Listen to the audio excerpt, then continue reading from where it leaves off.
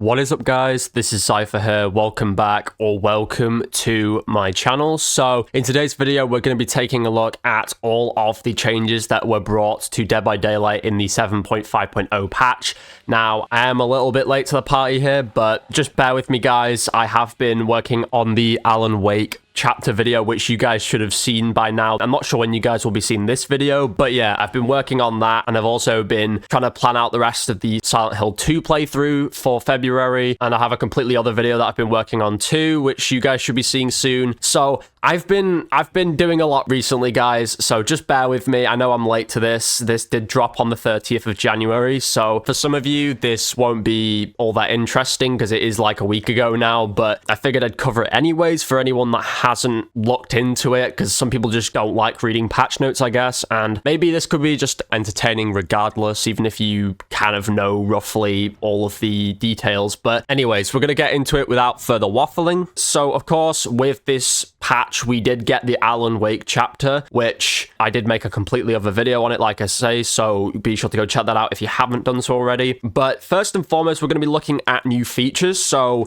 apparently now there have been field of view settings. So there is a new settings option where players now have the ability to adjust their FOV or field of view with a slider in the settings menu. This allows players with a first-person camera, killers with the exception of the good guy, to adjust their field of view, reducing motion sickness and other accessibility issues. This feature is initially in the beta tab while we allow for thorough testing. So I don't know if this applies for console players. I might have to go on and have a look. If it's there, then I will be sure to slot it in the video somewhere. But I'm going to assume this is just for PC players, because PC players get like all the best updates. They get all the cool accessibility options that most people on console don't get for like another 5 years or some shit. So yeah, I don't know if this applies to console, but that's kind of cool, I guess, if you wanted to adjust that. They've also apparently adjusted some of the FOV related perks. So with Shadowborn, when blinded by any means, apparently now you gain a 6, 8 or 10% haste status effect for 10 seconds, which is a new functionality. And for Monitor and Abuse, while in a chase, your terror radius is now increased by 8 meters. Otherwise, your terror radius is decreased by 8 meters. Apparently, the FOV clause was removed. So yeah, instead of Shadowborn just being a better perk in general before, because it allowed you a higher FOV increase than Monitor and Abuse, now both perks have completely separate uses and no longer use FOV at all, since they've now implemented the FOV slider into the general killer settings. In a way, this is actually good for both perks, to be fair. You can't really compare the two now. They are very much different. They have their own two abilities, whilst before it was very much one versus the other. So I like that they've now made those two perks unique, because nobody was going to pick Monitor and Abuse over the other one, unless they wanted that extra ability of having, you know, reduced terror radius. So I'm all for that. I think that's a great change. Moving on though, they have obviously updated the generators, which you might have noticed in my last video, and you'll probably have noticed anyway just from playing the game in the last 7 days. But basically now the 3-gen strategy has become very strong, especially on certain killers. This can lead to very long games and frustration. To help prevent such situations, they have now made these following changes. So each generator can only suffer 8 regression events maximum in a trial. After the max has been reached on a generator, that generator can no longer be regressed by the killer, including kicks, add-ons, and perk-related regressions. The number of regressions per generator is indicated by increasing visual effects after 3 or more regression events, and gens at max regression events cannot regress by the killer, including kicks, add-ons, and perk-related regressions. Survivors now failing skill checks still regress generators normally and do not count as regression events, so those will not count. It's just going to be related to killer perks like Surge and Overcharge and Colorblind and stuff like that, or just them kicking the generator. It won't apply for survivors blowing up generators. And apparently killer kick regression is increased from 2.5 to 5% now, so that's quite an increase to gen damage, to be fair, but hey, it is what it is, I guess.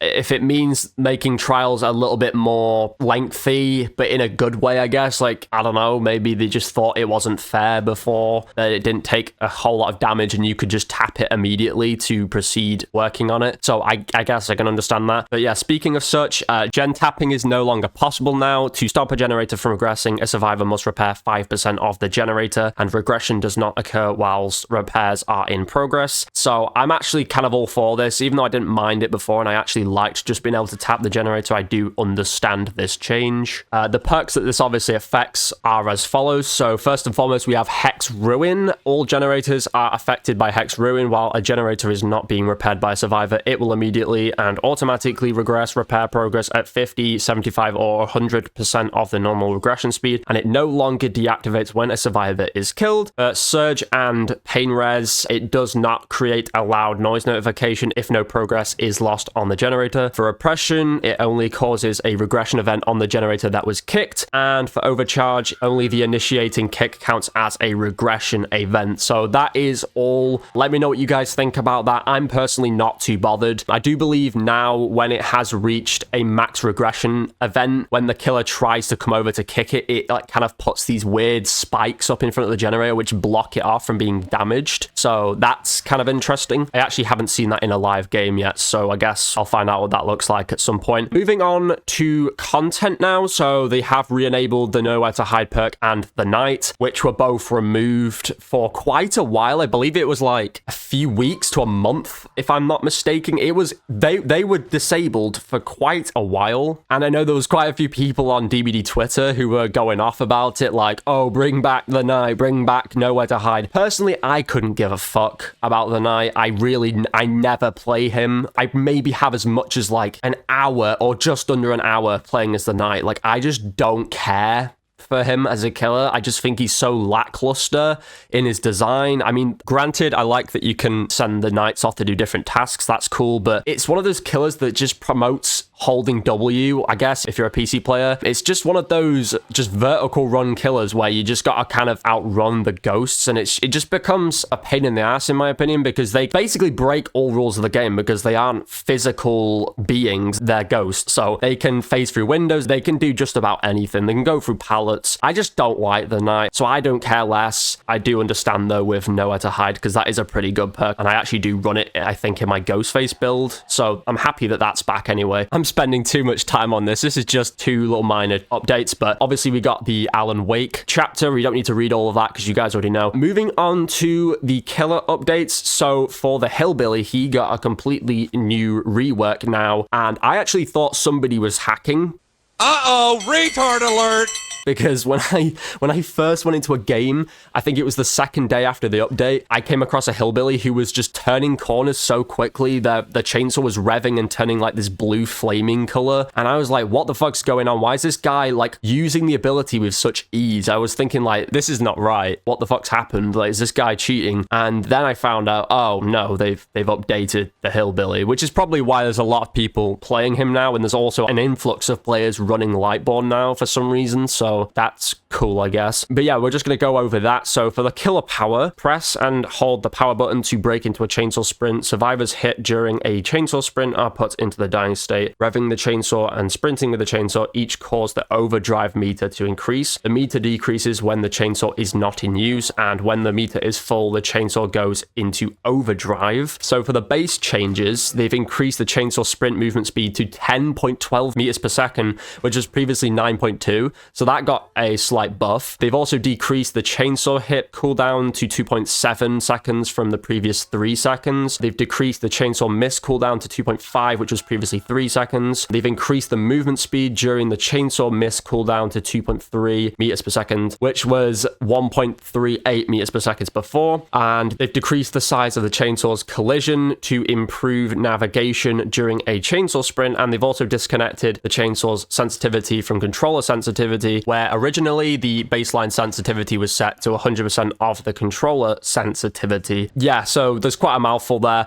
but basically, yeah, they've made the chainsaw ability not as janky, I guess. Like, I remember when I tried to play Hillbilly before, and this was way before the update, because I like barely ever play Hillbilly. I just couldn't stand it. I just thought it was just a pain in the ass, and I was thinking, well, this shit's so just janky and cranky and just awkward to play. I was just thinking, nah, I think I'll play Bubba. But but maybe now, I don't know, maybe now Hillbilly's really good. I don't know. I've not really checked him out yet, but let me know what you guys think about that. For the special state, we obviously have overdrive. So while in overdrive, the chainsaw is enhanced, which is what I was on about before with the whole blue flaming effect. Chainsaw charge and sprint speeds are increased, and chainsaw sprint cooldowns are reduced. Overdrive lasts for 20 seconds, so that's pretty lethal. And apparently the base overdrive stats are: 1, that the chainsaw charge speed is increased by 5%. Second, that the chainsaw sprint movement speed is increased to 13 meters per second from the 10.12, and the chainsaw cooldowns are reduced by 10%. So yeah, it's no wonder when I was going against the Hillbilly in that game, they were constantly revving the chainsaw and setting it into overdrive, so it was no wonder they were having such an easy time, because I mean, that just sounds really good now. Like, I imagine this is going to make a lot of people want to play Hillbilly. But yeah, they have reworked a bunch of his add-ons. I will try and go through these as quick as possible because there is so many. First and foremost, for the grease throttle, it was called the junkyard air filter, so they've switched the name for that, and it now decreases the recovery time after using the chainsaw by 8%, which is a new functionality. For counterweight, which was previously called heavy clutch, it decreases the chainsaw sprint initial turn rate by 70%, which is also a new functionality. For cracked primer bulb, which was previously speed limiter, survivors hit with the chainsaw are damaged for a single health state, and it also increases overdrive generation by 15%, which is a new functionality it didn't have before. For steel toe boots, it decreases the recovery time after hitting an object with the chainsaw by 10%, which was previously 12. For the begrimed chains, which was previously called big buckle, survivors hit with the chainsaw suffer from the mangled and hemorrhage status effects until fully healed, which is a new functionality. For the dad's boots add-on, it increases the chainsaw sprint turn rate by 30%, which was previously 28%. For the clogged intake, which was previously called death engravings, it increases overdrive duration by 15%, which is a new functionality. For the off-brand motor oil, it increases the overdrive generation by 15%, which is a new functionality. For the thermal casing, which was previously called punctured muffler, it decreases the speed at which heat dissipates when not using the chainsaw by 20%, which is also a new functionality. For the Thompson's mix, that used to be called black grease apparently, and it decreases the recovery time after using the chainsaw by 12% now, which is another new functionality. There is a lot of new functionalities here with these add-ons, so it looks like they've had a complete overhaul, which is kind of nice. For the iridescent engravings, which was previously called doom engravings, it increases chainsaw sprint movement speed by 20% and increases time required to charge the chainsaw by 12%, which is a new functionality and rarity. For the ragged engine, which was previously called leafy mash, it decreases the speed at which overdrive dissipates when not using the chainsaw by 30%, which is also a new functionality. For low kickback chains, it decreases recovery time after hitting an object with the chainsaw by 15%, which was 28% before, so that got a massive nerf. For the discarded air filter, which was previously called Mother's Helpers, it increased the time it takes before overdrive starts dissipating by 20%, which is a new functionality. For the high-speed idler screw, which was previously pig house gloves, it increases the time it takes before overdrive starts dissipating by 30%, which is a new functionality. For spiked boots, it increases the chainsaw sprint turn rate by 45%, which was 44% before, and they've removed the functionality that it had before. For the tuned carburetor, they've changed the rarity to ultra rare. I guess that must have been a very good add-on and they just put it way too low. For Apex muffler, they've changed the rarity to very rare. For filthy slippers, which was iridescent brick before, now after maintaining a chainsaw sprint for 2 seconds, it now grants undetectable until the chainsaw sprint ends, which is a new functionality and rarity. So those are all of the add-ons. I know that was a lot to go through. Hopefully you're still here with me right now. You haven't clicked off, because I know that's probably very boring to listen to, but you know, we gotta cover it. Now, moving on to miscellaneous for the Hillbilly. We're still on the Hillbilly, yes. They've added a new loading tip regarding the overdrive meter, which I guess is helpful if you don't know how to use it. They've also added new score events when using the chainsaw. So there's a curve when turning a minimum of 80 degrees within 1 second of using the chainsaw. There's curve hits, so when hitting a survivor with the chainsaw within 2 seconds of getting the curve score event. You obviously have overdrive when overdrive triggers, overdrive hit when hitting a survivor with the chainsaw when in overdrive mode, sprinter when performing a chainsaw sprint that's 4 seconds or longer, and sprint hit when hitting a survivor with the chainsaw after traveling more than 32 meters. I don't personally care about score events. They kind of just pop up in the top corner, but if you pay attention to all that, then I guess that's nice to know. Anyway, moving on now to the Onryō. She also got a update. Thank fuck.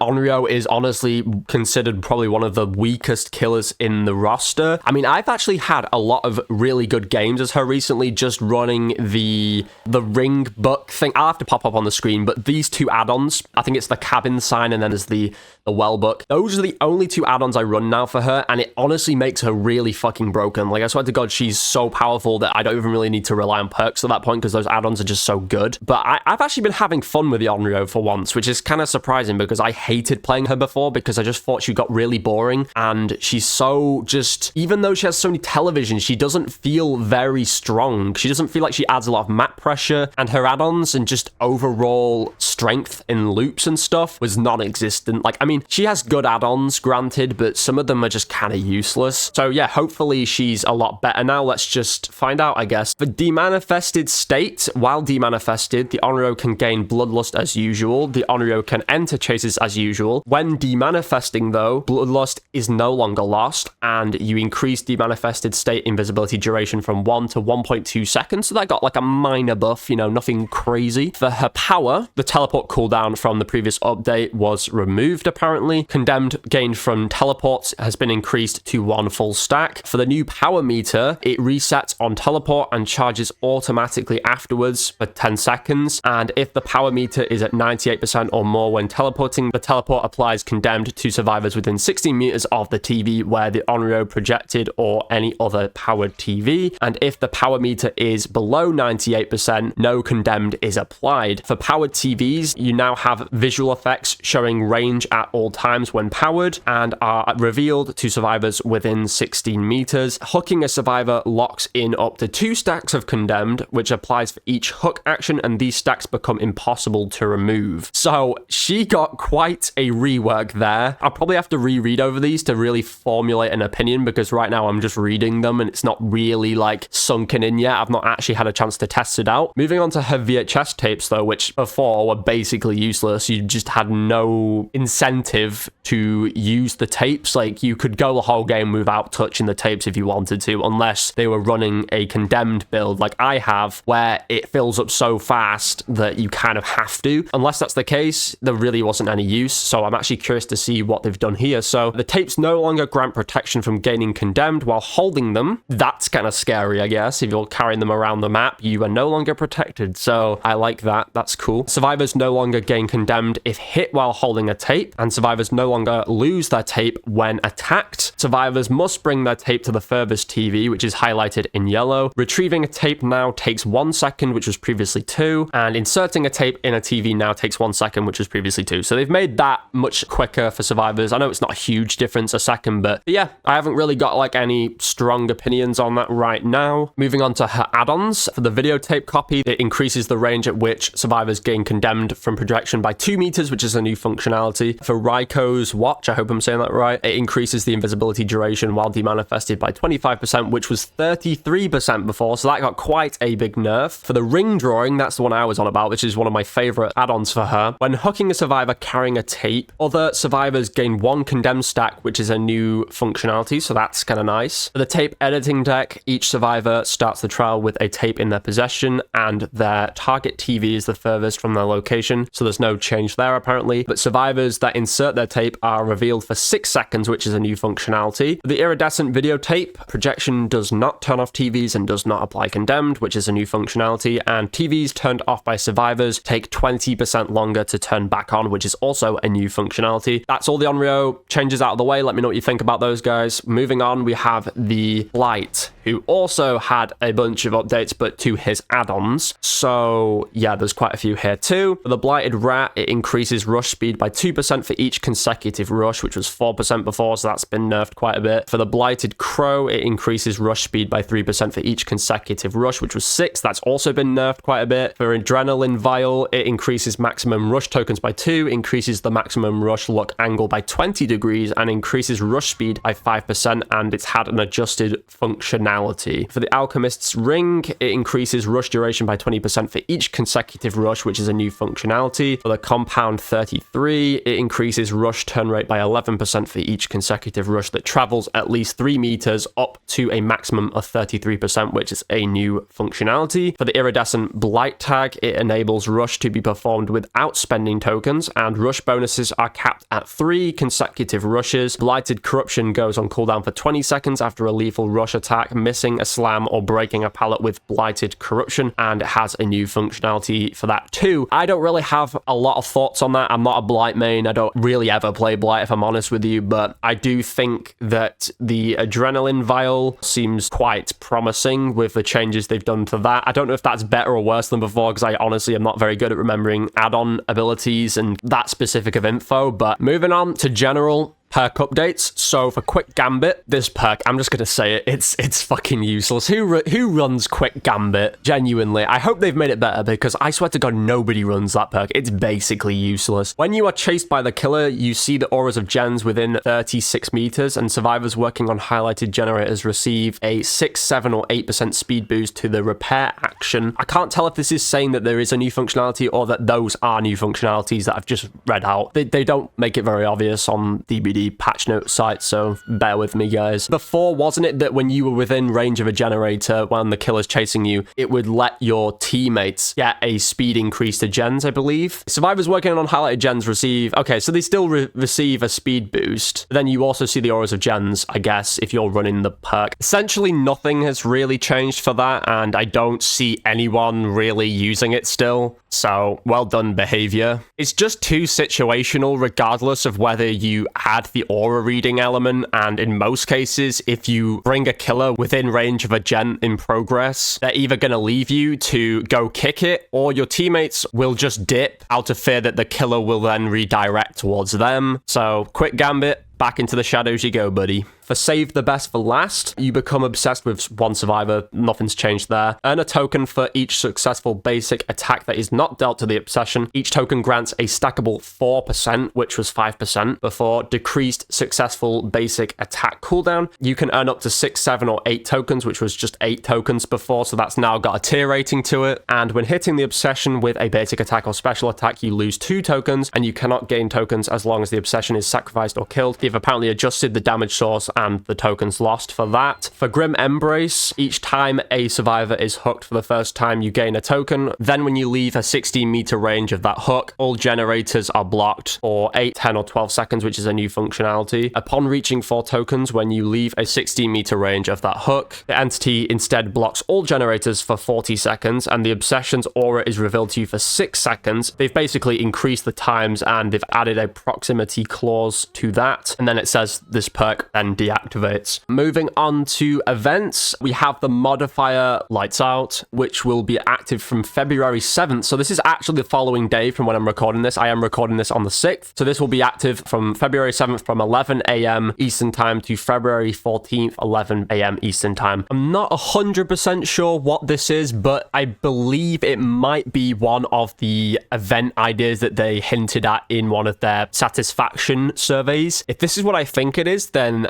I'm actually hyped. Like, I believe, just from the name, that this is probably going to be like a really dark version of DBD, like basically a game mode where it's extremely dark and extra spooky. I'm probably correct there, because they did tease the possibility of adding that kind of a game mode, but either way, I'm hyped. This sounds like a lot of fun. So yeah, expect a video on that very soon, guys. A modifier Lights Out event tone will also open while the modifier is active, so that's kind of cool. Moving on to maps, they have done an update for Ormond, so they've made some changes to Mount Ormond. The layout and main building are staying the same, but they've decided to address the fact that the front of the building representing an entrance had no gameplay or interesting loop. It was a big pile of rocks and not much else. So they've updated the gameplay to make it more fluid and fitting with the loops, and to actually add gameplay. The art team went through as well to make things look nice. In the back of the building, they've had a couple of tiles that were simple loops but that didn't have interesting gameplay, and they've updated that and improve the quality there as well. So that's actually very promising. I do believe the rocks they're referring to are the ones that people would just climb on top of, which people would call Mount Ormond Rock. I don't know how long ago that was. I'm pretty sure that was patched a long time ago, but yeah, that's all I know that rock for, I guess, that huge slab of rocks. So I believe they've added a new loop there. That's kind of cool. I actually haven't seen that yet though. So anyways, we obviously then have bug fixes. I don't normally read these out. Should I start doing them? Would you guys like me to start reading out bug fixes? Because I mean, there is a lot. I don't normally do it, so I'm not going to bother, at least not for this video. There is a lot of shit to read there. I never read it because it's just a mouthful, but hopefully that gives any of you that didn't know a better idea of what is new with this patch. And if you already know, which you probably already do if you keep up with the game enough, hopefully this video was still entertaining regardless. Maybe you could just put this on as background noise, I guess, if you want something to listen to. I don't know. But yeah, hopefully this was informative for some of you, and I will try to be a little bit more on time in future with patch notes. It's just that if a chapter drops with it, I'm obviously going to cover the chapter first. No shit. The chapter's more interesting